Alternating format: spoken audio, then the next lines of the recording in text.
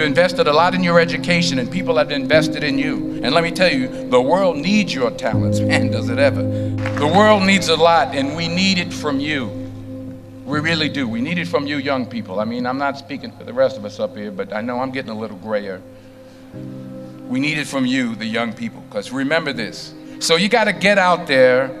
You got to give it everything you got, whether it's your time, your talent, your prayers, or your treasures. Because remember this, you will never see a U-Haul behind a hearse.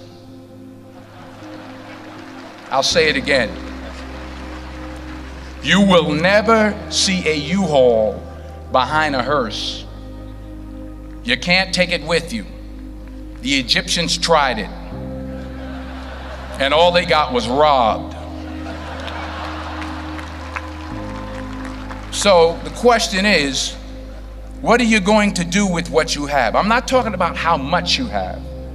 Some of you are business majors, some of you are theologians, nurses, sociologists. Some of you have money, some of you have patience, some of you have kindness, some of you have love, some of you have the gift of long suffering. Whatever it is, whatever your gift is, what are you going to do with what you have? Fail big. That's right. Fail big. Today's the beginning of the rest of your life, and it can be very frightening. It's a new world out there. It's a mean world out there, and you only live once. So do what you feel passionate about. Take chances professionally. Don't be afraid to fail. There's an old IQ test, was 9 dots, and you had to draw 5 lines with a pencil within these 9 dots without lifting the pencil. The only way to do it was to go outside the box. So don't be afraid to go outside the box. Don't be afraid to think outside the box. Don't be afraid to fail big, to dream big. But remember, dreams without goals are just dreams, and they ultimately fuel disappointment. So have dreams, but have goals. Life goals, yearly goals, monthly goals, daily goals. I try to give myself a goal every day. Sometimes it's just to not curse somebody out. Simple goals, but have goals. And understand that to achieve these goals, you must apply discipline and consistency. In order to achieve your goals, you must apply discipline, which you have already done, and consistency every day, not just on Tuesday and miss a few days. You have to work at it every day. You have to plan every day. You've heard the saying, we don't plan to fail, we fail to plan. Hard work works.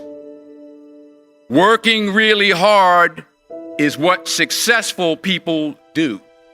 And in this text, tweet, twerk world that you've grown up in, remember, just because you're doing a lot more doesn't mean you're getting a lot more done. Remember that. Just because you're doing a lot more doesn't mean you're getting a lot more done. Don't confuse movement with progress. My mother told me, she said, yeah, because you can run in place all the time and never get anywhere. So continue to strive, continue to have goals, continue to progress. I found that nothing in life is worthwhile unless you take risks. Nothing. Nelson Mandela said, there is no passion to be found playing small and settling for a life that's less than the one you're capable of living. Now, I'm sure in your experiences in school and applying to college and picking your major and deciding what you want to do with life, I'm sure people have told you to make sure you have something to fall back on. Make sure you got something to fall back on, honey. But I never understood that concept. having something to fall back on. If I'm going to fall, I don't want to fall back on anything except my faith. I want to fall forward. I figure at least this way I'll see what I'm going to hit. Fall forward. This is what I mean. Reggie Jackson struck out 2,600 times in his career, the most in the history of baseball. But you don't hear about the strikeouts. People remember the home runs. Fall forward. Thomas Edison conducted 1,000 failed experiments. Did you know that? I didn't know that. Because the 1,001st was the light bulb. Fall forward. Every failed experiment is one step closer to success. You've got to take risks, and I'm sure you've probably heard that before, but I want to talk to you about why that's so important. I got 3 reasons, and then you can pick up your iPhones. First, you will fail at some point in your life. Accept it. You will lose. You will embarrass yourself. You will suck at something. There's no doubt about it. And I know that's probably not a traditional message for a graduation ceremony, but hey, I'm telling you, embrace it, because it's inevitable. And I should know. In the acting business, you fail all the time. Early on in my career, I auditioned for a part in a Broadway musical. Perfect role for me, I thought, except for the fact that I can't sing. I didn't get the job. But here's the thing. I didn't quit. I didn't fall back. I walked out of there to prepare for the next audition, and the next audition, and the next audition. I prayed. I prayed, and I prayed. But I continued to fail, and fail, and fail. But it didn't matter, because you know what? There's an old saying, you hang around the barbershop long enough, sooner or later you're going to get a haircut. So you will catch a break, and I did catch a break. Last year, I did a play called Fences on Broadway.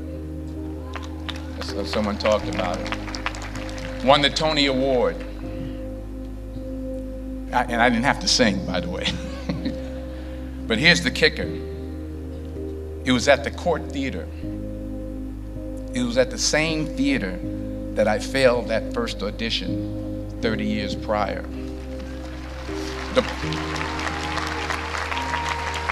The point is, and I'll pick up the pace, the point is, every graduate here today has the training and the talent to succeed.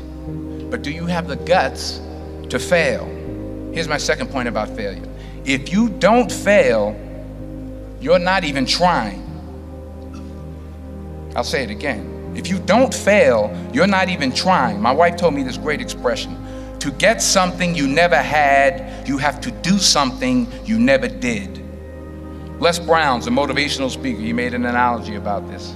He says, imagine you're on your deathbed, and standing around your deathbed are the ghosts representing your unfulfilled potential.